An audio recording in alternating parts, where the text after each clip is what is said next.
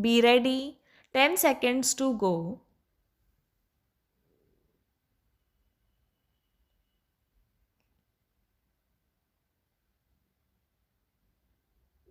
Start. Ladies and gentlemen, it is my pleasure to be here among you for the inaugural function of the Diamond Jubilee celebrations of the India International Center. Our capital has a long standing tradition of rich cultural exchanges, which the IIC has been enriching for the past 6 decades.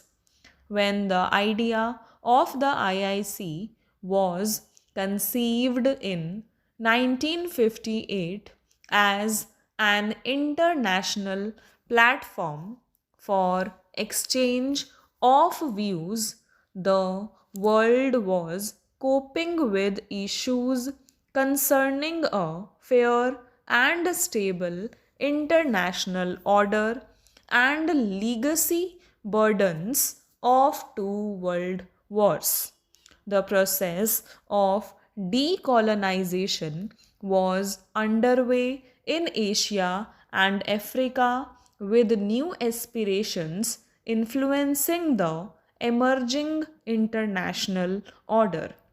As the contemporary world is going through a phase of transition, forums like the IIC become all the more relevant. The decades immediately after the independence of our country were marked by new institutions that included the IIC.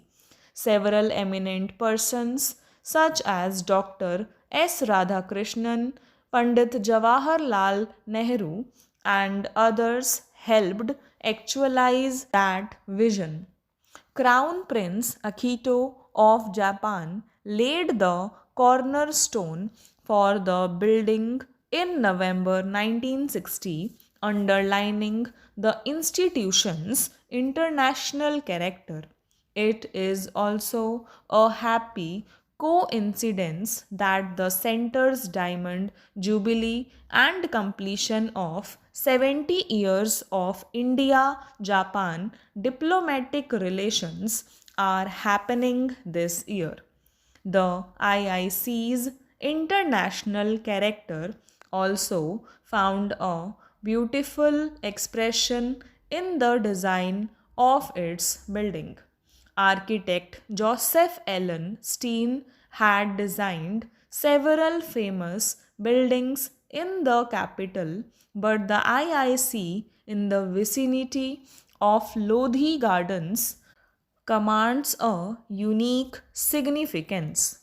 The founding of this institution was done by women and men with a vision of India's future and its role in a world of international cooperation. The IIC stands for a vision of India as a vibrant democracy where it is possible to initiate dialogue in an atmosphere of amity and understanding with national and international participation. The founders of this institution had the foresight to see what could unfold in the years to come and how the IIC could be a part of developments in a new nation and also contribute to debates globally. Such debates have kept pace with time. Since its beginning in the early 1960s, programs at the center have reflected global and national concerns and continue to create awareness and influence public opinion on relevant issues because its close contacts with prominent academic and cultural institutions. The list of speakers who have addressed audiences at the IIC is diverse and includes thinkers, activists, statesmen, and opinion makers. From Pearl S. Buck to Ivan Illich, in earlier times, the list also has, in recent times, grown to include eminent personalities such as His Holiness the Dalai Lama, Henry Kissinger, etc. Eminent names from the world of literature like Mahasweta Devi and Amitav Ghosh also figure among many prominent speakers who addressed the audience here.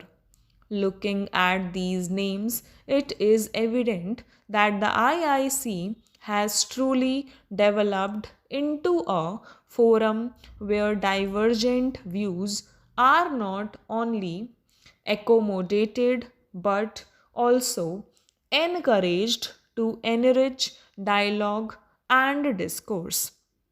I am glad to know that it was at the IIC in the little garden named Gandhi King Memorial Plaza that the late Narayan Bhai Desai narrated Gandhi Katha for a week in 2010.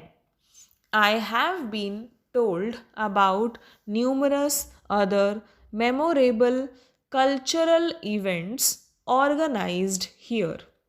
A diamond jubilee is an occasion for celebration in the life of any institution. The IIC deserves to be congratulated for having retained and sustained its original mandate. I am happy to learn that during its Diamond Jubilee year, the IIC has chosen to specially focus on programs related to women and gender. This reminds me of Kamala Devi Chattopadhyay, the great freedom fighter and social reformer who had played a key role in the making of the IIC. She was the one who laid the first stone for this building. She is known to have influenced Mahatma Gandhi to include women participants in the Salt Satyagraha. She was the pioneer among women who contested elections right after India's independence and thereby became a symbol of the struggle for women empowerment.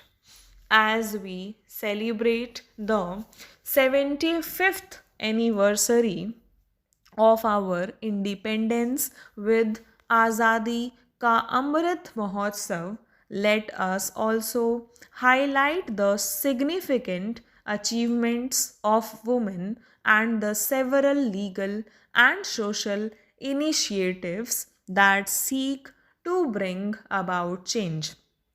There are several examples of Indian women who, before and after independence, have shattered many glass ceilings.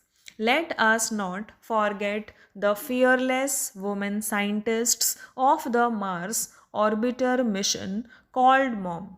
Women were among the leading corona warriors who demonstrated extraordinary resilience and provided healing touch to save fellow citizens often risking their own lives. Women's participation in the unorganized sector of our economy is very high. The formal economy needs to do much more to empower women workforce. Women should be encouraged to participate more in what is known as STEM, that is, science, technology, engineering, mathematics, and management.